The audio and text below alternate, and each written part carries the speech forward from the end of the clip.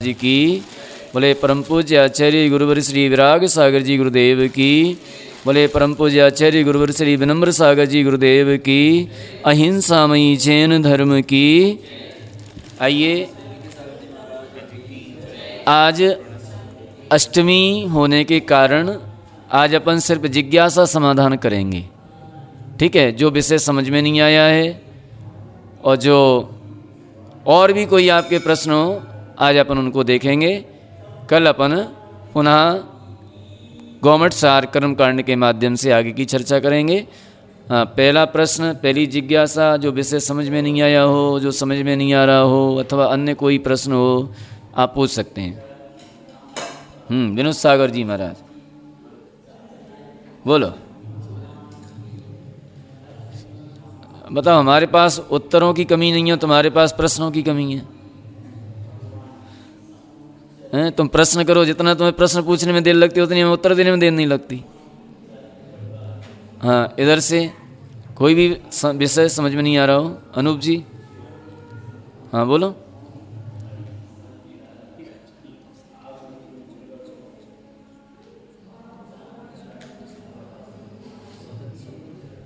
हैं? हाँ, स्वाध्याय प्रतिष्ठापन हो गया है।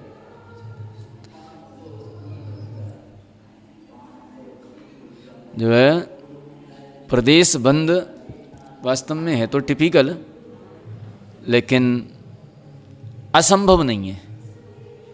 असंभव कोई चीज़ नहीं होती, सारी चीज़ें संभव हैं। आइए, जो भी विषय है, जिज्ञासा है, आगे से पीछे से। हाँ बोलो। अधैकरण, अपूर्वकरण, अनिवृत्तिकरण, ये तीन करण होते हैं। ये लब्धि सार का विषय है। यद्यपि जब जीव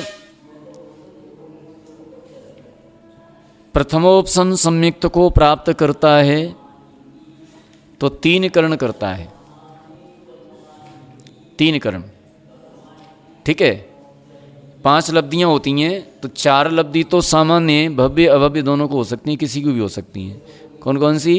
क्षयोपसम लब्धि, विशुद्धि लब्धि, देशना लब्धि और प्रायोग्य लब्धि। तो ये 4 लब्धियां भव्य और अभव्य दोनों प्रकार के जीवों को हो सकती हैं। 4 लब्धियां होने के बाद सम्यक दर्शन हो जाए ये कोई ज़रूरी नहीं है। लेकिन जो 5वीं लब्धि है करण लब्धि, वह उसी को होती है जिसको सम्यक दर्शन प्राप्त होने वाला है। जो सम्यक्त को प्राप्त करता है, नियम से भव्य है, उसी को एक कर्ण लब्धि प्राप्त होती है। उस कर्ण लब्धि के 3 भेद हैं, 3 पार्ट हैं। ठीक है, 3 पार्ट हो जाते हैं उसके। एक अधैकरण, एक अपूर्वकरण और एक अनिवृत्तिकरण। ठीक है, तो यहाँ पर जो अधैकरण परिणाम होता है तो यहाँ पर प्रत्येक समय अनंत गुणी विशुद्धि बढ़ती जाती है परिणामों में। हाँ, और बंधापसरण होते हैं। बंधापसरण, बंधापसरण क्या कहलाते हैं पता है किसी को? बंधापसरण क्या कहलाते हैं? नहीं पता। बंधापसरण होते हैं जब जीव प्रथमोपसम सम्यक्त प्राप्त करता है तो सामान्यतः 34 बंधापसरण होते हैं। 34 बंधापसरण होते हैं। फिर उसके पश्चात अलग अलग गतियों में अलग अलग भेद होता है। किसी में 34 होते हैं, किसी में कम होते हैं, 30 होते हैं, 32 होते हैं, किसी में 28 होते हैं। तो अलग अलग जिस गति में जितनी प्रकृतियों का बंध होता है। और जैसे नरक गति में, तो नरक गति में तो एक इंद्रिय आदि का बंध ही नहीं करता है, नरक आयु का बंध नहीं करता है, देवायु का बंध नहीं करता है, नरक आयु का बंध नहीं करता है, नरक आयु आती बंधापसरण में। ठीक है, तो वहाँ ये प्रकृतियाँ कम होती हैं, 1 इंद्रिय, 2 इंद्रिय, 3 इंद्रिय आदि। तो जितने जो बंधापसरण में 34 ये क्या नाम है 41 प्रकृतियाँ आती हैं, उनका बंधापसरण धीरे धीरे होता जाता है। तो चारों गति में तो बंधापसरण का मतलब है कि पहले प्रायोग लब्धि हुई, तो प्रायोग लब्धि का मतलब है कि जो 70 कोड़ा कोड़ी कर्म की स्थिति थी, तो ऐसे परिणामों की प्राप्ति होती है प्रायोग लब्धि में, ऐसे परिणामों की प्राप्ति होती है कि वो 70 कोड़ा कोड़ी स्थिति थी कर्म की, वो स्थिति अंतः कोटा कोटि के अंतर आ जाती है। कितनी रह जाती है? अंतः कोड़ा कोड़ी सागर।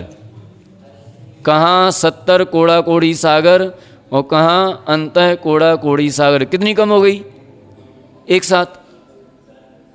ठीक है, वही तो हम कहते हैं कि कर्म में कोई ज्यादा ताकत नहीं है।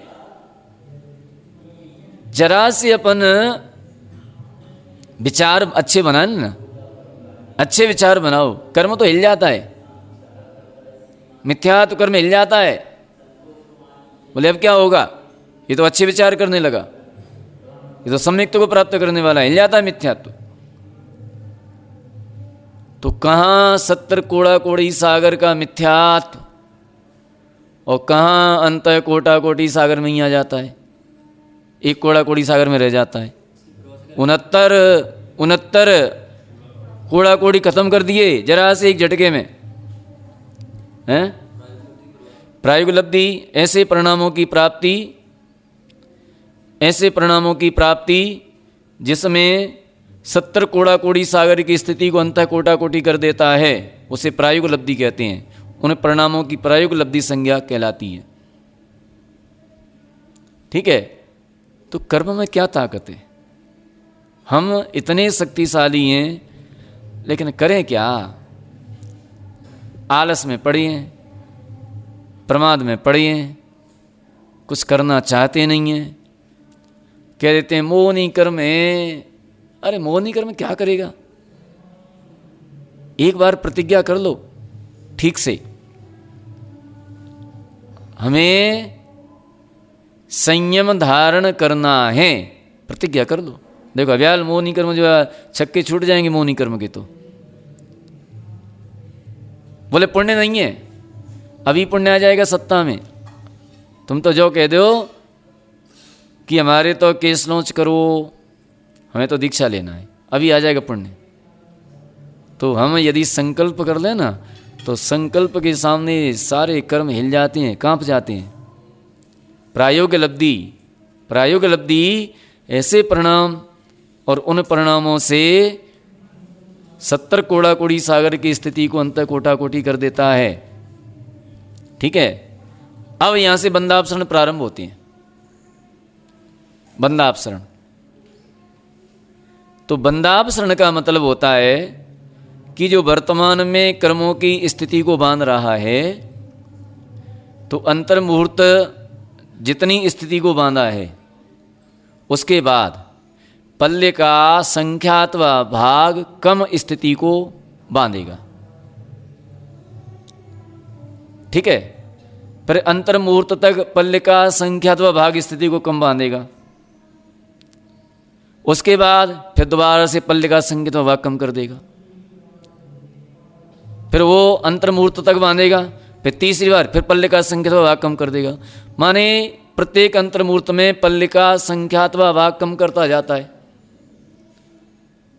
तो इस तरह से 7 8 सागर माने पृथक्त्व सागर स्थिति कम कर देता है। तो एक बंधापसरण हो जाता है, वहां पर नरक आयु का बंध रुक जाता है।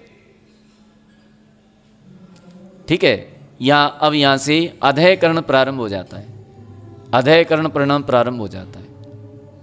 फिर इसी प्रकार से चलेगा, पल्ले का संकेत भाग कम करते करते फिर पृथक्त्व सागर कम कर देगा। तो उसके बाद वो जो है त्रिंचायु का बंध रुक जाएगा, अब त्रिंचायु का बंध नहीं होगा। और आगे चलेगा ऐसी इसी क्रम से पल्ले का संकेत भाग कम करते करते, तो फिर पृथक्त्व सागर कम करके एक इंद्रिय आदि का बंध नहीं होगा, इनको रोक देगा। तो इस तरह से ये बंधापसरण करते करते 34 बंधापसरण होते हैं इसी क्रम से। ये अधैकरण प्रारंभ है, अधैकरण चल रहा है, ठीक है। और प्रत्येक अंतर मुहूर्त में स्थिति को कम करता जाता है, जो स्थिति बांध रहा है उसे कम करता जाता है। कितनी कम करता है? पल्ले का संख्यात विभाग, ठीक है। तो पल्ले का संख्यात विभाग कम करते करते अंतर मुहूर्त करता है। चूंकि अंतर मुहूर्त के असंख्यात भेद हैं, अंतर मुहूर्त के कितने भेद हैं? असंख्यात। तो संख्यात बंधापसरण कर लेता है। बंधापसरण कितने करेगा? संख्यात। क्यों करेगा संख्यात? क्योंकि प्रत्येक बंधापसरण में पल्ले का संख्यात भाग आयु स्थिति को कम कर रहा है कर्म की। तो एक पल्ले को कितने में करेगा? तो संख्यात अंतर मुहूर्त में। फिर एक सागर की कितने में करेगा? 10 कोड़ा कोड़ी का गुणा कर दो उसमें। फिर पृथक सागर की कितने में करेगा? वो उससे फिर आगे का गुणा कर दो, वो संख्या निकल के आ जाएगी। तो सब संख्यात ही रहेगा। तो संख्यात बंधापसरण करता है। यहाँ गुणस्थान पहले में, गुणस्थान कौन सा है? यहाँ भी पहला। प्रायोगिक लब्धि चल रही है। प्रायोगिक लब्धि के बाद अब आगे अधैकरण में आगे अपन अधैकरण और है प्रायोगिक लब्धि मिथ्यात्व गुणस्थान में।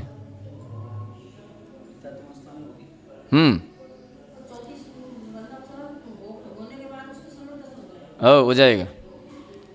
तो इस तरह से आगे करते करते यहाँ पर प्रत्येक समय में असंख्यात गुणी अनंत गुणी विशुद्धि बढ़ती जाती है प्रत्येक समय में, ठीक है। और इसमें ये खोज की जाती है, इसमें अनुकृष्टि रचना होती है। अनुकृष्टि रचना का मतलब है निर्वर्गणा कांडक।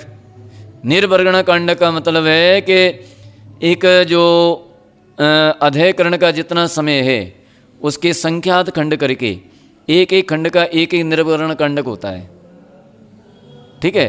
तो जो निर्वर्गणा कांडक है उस निर्वर्गणा कांडक के अंतर्गत नीचे के परिणाम ऊपर के परिणामों के सदृश भी होते हैं और विसदृश भी होते हैं, लेकिन होंगे निर्वर्गणा कांडक के अंतर्गत ही, ठीक है ना। जैसे हम आपको उदाहरण दे दें,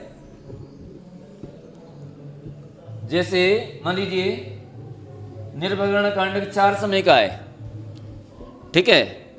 निर्वर्गणा कांडक 4 समय, जिस संपूर्ण अधैकरण 16 समय का मान लेते हैं अपन, ठीक है।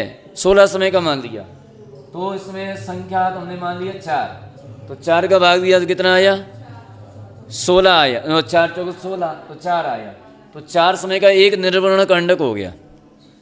अब इसमें अब अपन खोज करेंगे पहले समय, ये पहले समय के परिणाम है 62 परिणाम है जी, 162, ठीक है। तो 162 परिणाम, तो एक समय के 3 खंड 4 खंड की अपने परिणाम होगी 39, 40, 41 और 42।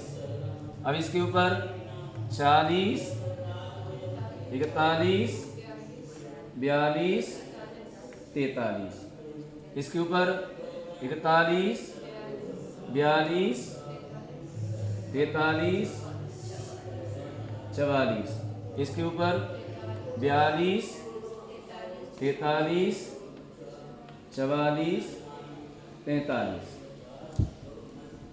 ये एक निर्वर्गणा कांडक हो गया यहां तक। अनुकृष्टि माने खोज करना, इसके ऊपर और चलेगा। अब ये देखेंगे अपन कि ये नीचे के परिणाम है ना जी, ये इसके ऊपर के परिणाम से ये तो विसदृश ही होंगे, ठीक है ना।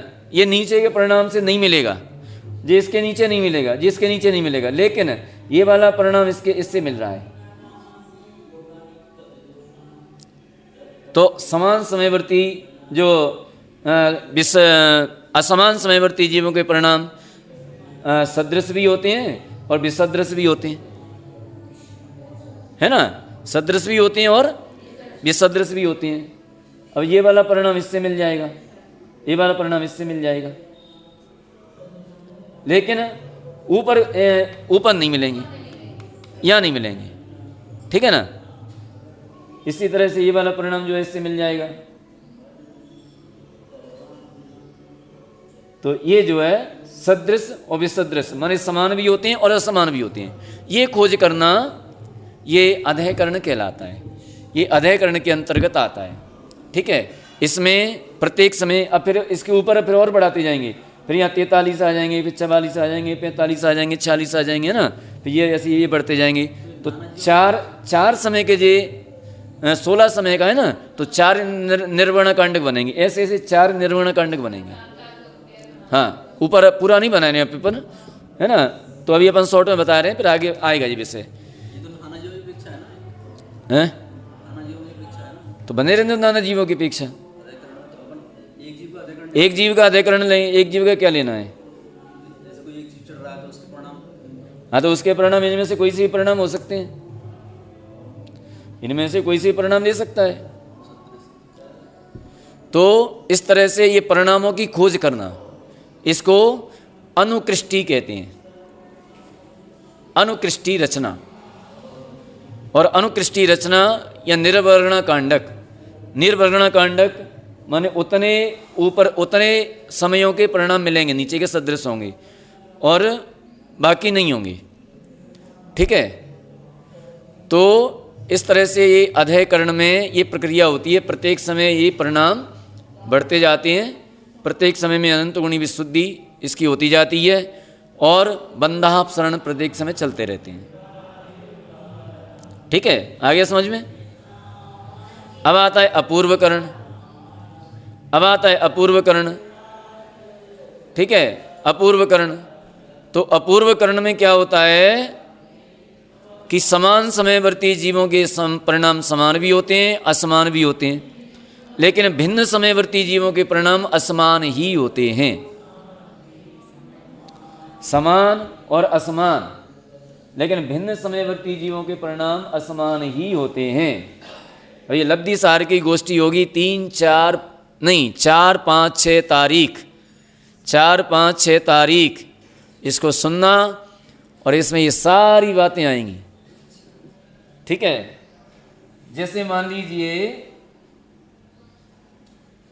ये अपन 8 समय मान लेते हैं, तो पहला समय, ये पहला समय। ठीक है, तो पहला समय के परिणाम है जी, कितने परिणाम होते हैं। एक समय के परिणाम कितने होते हैं, असंख्यात लोक प्रमाण। कितने होते हैं, असंख्यात लोक प्रमाण। फिर इसके बाद ये दूसरे समय के परिणाम, इनसे भी असंख्यात लोक गुणे। ठीक है, फिर तीसरे समय के परिणाम, इनसे भी असंख्यात लोक गुणे। ठीक है, इसी तरह से चौथे, 5वें, 6वें, 7वें, 8वें, 9वें, 10वें समय के परिणाम होते जाते हैं। अब यहाँ ये देखना है कि मान लीजिए समान समयवर्ती जीवों के परिणाम समान भी होते हैं, असमान भी होते हैं, लेकिन भिन्न समयवर्ती जीवों के परिणाम भिन्न ही होते हैं। ये वाला परिणाम है ना, ये वाला परिणाम, ये सबसे जघन्य विशुद्धि वाला परिणाम है, ये सबसे जघन्य विशुद्धि को लिए हुए है। ठीक है ना, इस वाले परिणाम से इस वाले परिणाम में अनंत गुणी विशुद्धि है, और इस वाले से इस वाले परिणाम में अनंत गुणी विशुद्धि है, इससे इसमें अनंत गुणी विशुद्धि है, इससे इसमें अनंत गुणी विशुद्धि है। ठीक है ना, इस वाले परिणाम से इस वाले परिणाम अनंत गुणी विशुद्धि है, फिर इसमें अनंत गुणी विशुद्धि है। ठीक है, फिर इस वाले परिणाम से इसमें अनंत गुणी विशुद्धि है। ठीक है, तो समान समयवर्ती जीवों के परिणाम समान भी हो सकते हैं, असमान भी हो सकते हैं। अब ये कैसे आएगा, तो समान समयवर्ती जीवों के मान लीजिए एक साथ 4 जीव या 10 जीव एक साथ अपूर्व कर्ण को प्राप्त हुए। यहाँ गुणस्थान कौन सा है, ये प्रथमोपसम संयुक्त की बात चल रही है। कौन सा गुणस्थान है यहाँ पर, चौथा कहाँ से आ गया, अभी तो पहला गुणस्थान है जी। अभी कौन सा गुणस्थान है जी, पहला। ठीक है, अपूर्व कर्ण चल रहा है। तो यहाँ पर जो है कोई 10 जीव चढ़े, तो एक जीव तो इस वाले परिणाम से चढ़ा, एक जीव इस वाले परिणाम से चढ़ा, एक जीव इस वाले परिणाम से चढ़ा, तो समान समयवर्ती जीवों के परिणाम भिन्न हुए। तो समान समयवर्ती जीवों के परिणाम समान भी हो सकते हैं, असमान भी हो सकते हैं। और समान हो गए, मान ली 10 जीव आए, तो 10 जीव एक ही परिणाम को लेकर के चढ़े, एक ही परिणाम से चढ़े, तो कैसे हो गए जी, समान हो गए।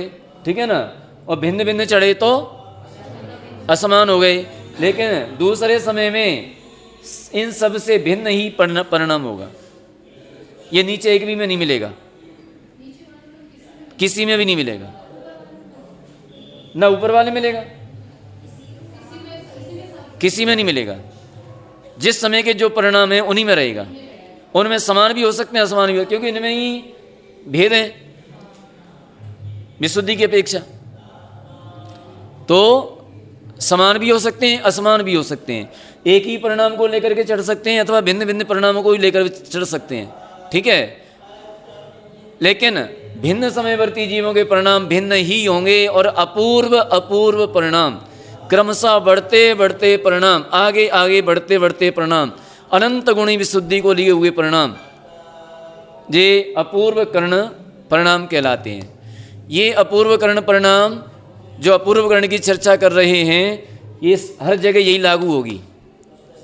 चाहे वो अनंतानुबंधी की विसंयोजना में लगा लेना, चाहे दर्शन मोहनी की छपड़ा में लगा लेना, चाहे चारित्र मोहनी की उपसामना में लगा लेना, चाहे दर्शन मोहनी की छपड़ा में लगा लेना। चारित्र मोहनी की छपड़ा में और उपसामना में वहाँ पर 8वां गुणस्थान होता है जी, वहाँ पर 8वां गुणस्थान होता है। प्रथमोपसम संयुक्त में ये पहला गुणस्थान है, ठीक है।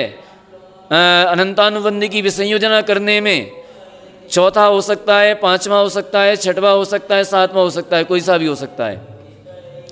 दर्शन मोहनी की छपड़ा करने में चौथा हो सकता है, 5वां हो सकता है, 6वां हो सकता है, 7वां हो सकता है, ठीक है।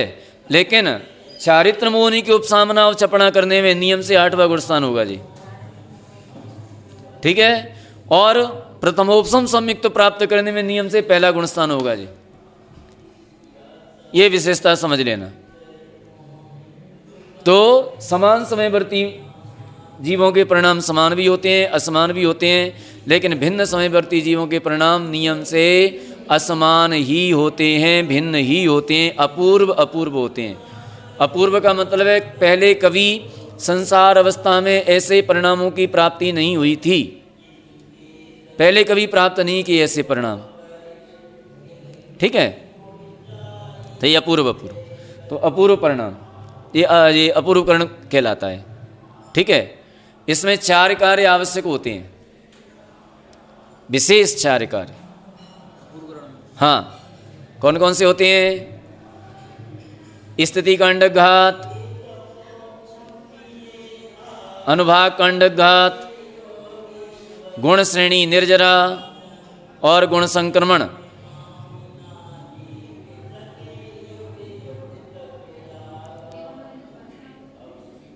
स्त्री कांडघात, अनुभाग कांडघात, गुण श्रेणी निर्जरा और गुण संक्रमण,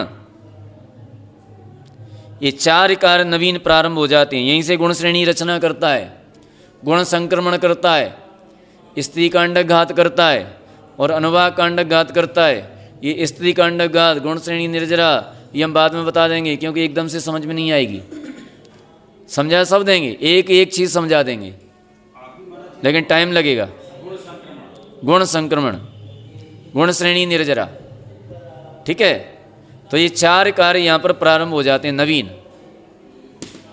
तो इस तरह से ये अंतर मुहूर्त का ये अपूर्वकरण होता है।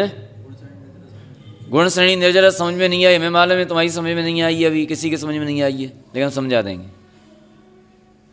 ठीक है। अभी अगर समझाएंगे तो बहुत समय लग जाएगा, वो बोर्ड पे समझाना पड़ेगी, उसका चित्र बनाना पड़ेगा, पूरा चित्र बना करके समझाएंगे, ठीक है। तो अब यहाँ पर जो है अपूर्व कर्ण हुआ। पहले इन्हें कर्णों का स्वरूप समझ लीजिए, फिर इसके बाद हम समझा देंगे।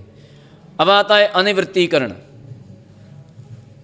अनिवृत्तीकरण, तो अनिवृत्तीकरण जो होता है उसमें एक समय का एक ही परिणाम होता है,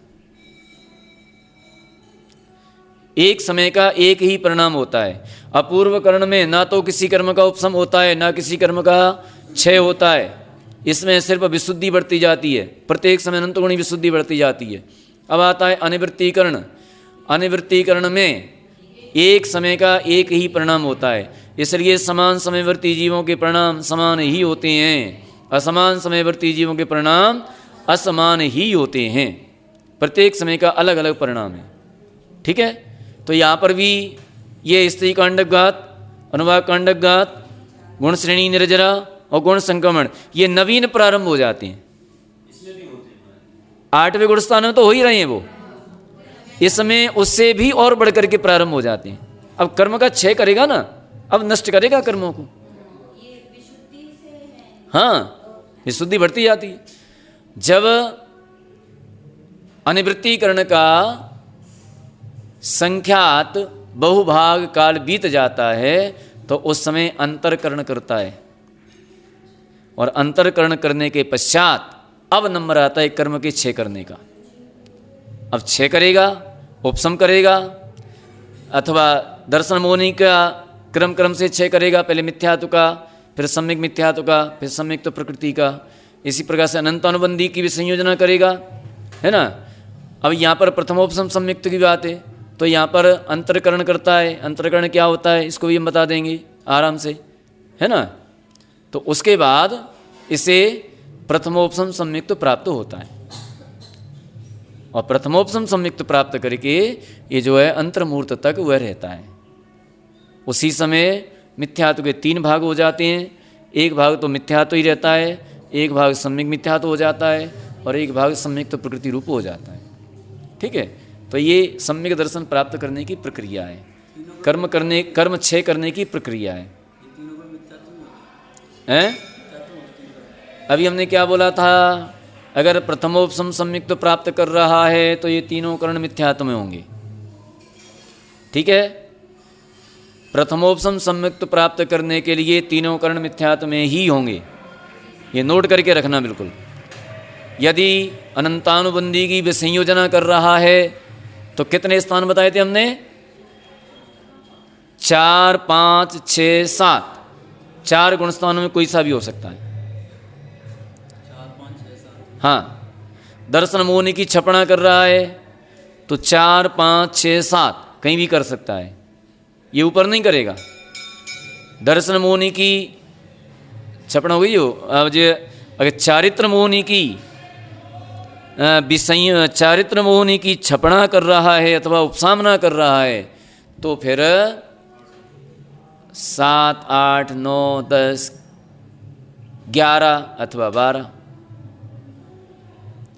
तो 10वें गुण स्थान में मोहनी कर्म फिनिश हो जाता है। 10वें गुण स्थान में सारा मोहनी कर्म या तो दब जाता है, क्षय हो जाता है। और 12वें गुण स्थान में जाकर के ज्ञानावरणी, दर्शनावरणी, अंतराय, ये प्रकृतियाँ और निद्रा, प्रचला, इनका क्षय करके केवल ज्ञान को प्राप्त कर लेते हैं। बताओ, हमने तुम्हें मिथ्यात्व से लेकर के केवल ज्ञान करा दिया, और क्या चाहिए? हैं? अरे बताया था ना अभी, 8, 9, 10, 11, 8, 9, 10। हाँ,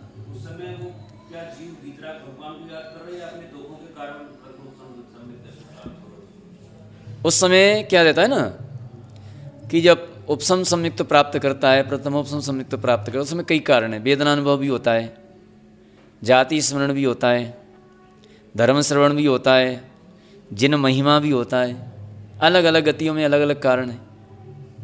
जिन महिमा देख करके किसी को प्रथमोपशम सम्यक्त हो जाता है कि ये देखो जिनेंद्र भगवान की महिमा ये कैसे हुई, कैसे प्राप्त हुई।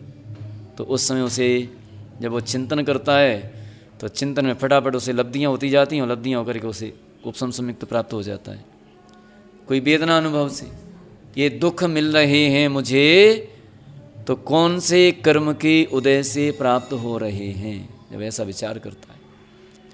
मैंने ऐसा कौन सा कार्य किया, जब उसे स्मरण आता है मैंने जिन धर्म की विराधना की, मैंने जिन गुरुओं की अवहेलना की, मैंने जिनेंद्र भगवान की अवहेलना करी, जिसके कारण आज मुझे ये दुख मिल रहे हैं, ये दुख मुझे प्राप्त हुए।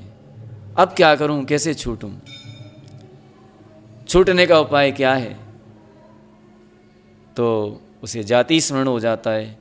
कोई गुरुओं ने उपदेश दिया था तो जिन धर्म ही इन दुखों से छूटने का उपाय है, और कोई उपाय नहीं है। जब ऐसा चिंतन करता है, ऐसा विचार करता है, तो ऐसा विचार करते करते उसे सम्यक दर्शन हो जाता है, श्रद्धान हो जाता है। ऐसा इसे जिन महिमा जिन दर्शन जिन दर्शन भी प्रथमोपसम सम्यक्त्व का कारण होता है। जैसे हमें मान लीजिए कोई हमने क्षेत्र नहीं देखा है अभी तक, और बड़ी महिमा है वहाँ की, और इतना अतिशयकारी प्रतिमा और इतना अच्छा वहाँ पर अतिशय है, और हमने देखा नहीं है, और अभी तक हमने देखा नहीं है, और हमने विचार बनाए चलो आज तो भगवान के दर्शन करते हैं, और देखने के लिए चल दिए, दर्शन करने चल दिए। तो दर्शन करने चल दिए, चलते चलते अब जितनी जितनी हमारी दूरी तय होगी ना, उतनी उतनी हमारे परिणामों में वो विशुद्धि बनती जाएगी, विशुद्धि बनती जाएगी। विशुद्धि बनते बनते जब तक हम उस प्रतिमा के पास पहुँचेंगे, उन भगवान के पास पहुँचेंगे, उस समय इतनी विशुद्धि बन जाएगी कि प्रतिमा का दर्शन करते ही हमें उपसम सम्यक दर्शन हो जाएगा, सम्यक दर्शन हो जाएगा। उनकी मुद्रा देख करके, उनकी जो है वीतरागता देख करके हमें सम्यक दर्शन हो जाता है। नंदीश्वर दीप की प्रतिमा हमने देखी है, देखी तो नहीं है ना। अब हम भाव बना रहे हैं, ये भगवान कैसी होंगी प्रतिमा, किस तरह से होंगी, क्या उनकी छवि होगी, क्या उनकी मुद्रा होगी, और बार बार बार बार बार बार ये हमने डीपली कर लिया चिंतन, और डीपली चिंतन कर दिया, इतना डीपली हो गया, इतना गाढ़ा चिंतन हो गया, और हमारी मृत्यु हो गई। तो मृत्यु होकर के अब देव बनेंगे, और देव बन करके हम क्या चिंतन करके गए, अरे वहाँ एकदम से अरे मुझे नंदीश्वर जाना है, अरे कैसी प्रतिमा होंगी, किस तरह से होंगी। और जैसे ही वह देव नंदीश्वर में जाता है, वहाँ पहुँचता है, तो जैसे ही दर्शन करता है, वो नंदीश्वर की प्रतिमाओं की महिमा का दर्शन करता है, तो वैसे ही वह इतना भाव विभोर हो जाता है कि उसे सम्यक दर्शन हो जाता है। इसलिए तो कहते हैं बैन नहीं कहें लखी, लखी देखते ही होत सम्यक धर्म, ऐसा हो जाता है। हाँ हाँ हाँ हाँ हाँ बिल्कुल, स्मरण आ जाता है, ये आपका संस्कार ऐसा बन जाता है। देखो हम बताएं ना आपको, और कुछ छोड़ो, आप 1 साल भगवान की पूजा करो सुबह 6 बजे उठ करके, ठीक है। 1 साल 6 बजे उठ करके और भगवान का अभिषेक करो, पूजन करो, और उसके बाद आप एक दिन ऐसा करना, अरे आज नहीं जाना, अब देखो तुम्हें कैसा लगेगा। या फिर ऐसे कोई कार्य में व्यस्त हो जाना, अब देखो कैसा लगेगा। जैसे ही 6 बजेंगे ना, तो सबसे पहले तुम्हें भगवान की याद आएगी, भगवान का अभिषेक करने जाना है, भगवान की पूजा करना है। अब वो विद गए हैं, वो ऐसे कोई चक्कर में पड़ गए हैं कि वो टाइम नहीं मिल पा रहा है, वो अलग बात है, लेकिन स्मरण तो आ ही जाएगा, हमें तो भगवान की पूजा करना है, हमें तो भगवान का अभिषेक करना है।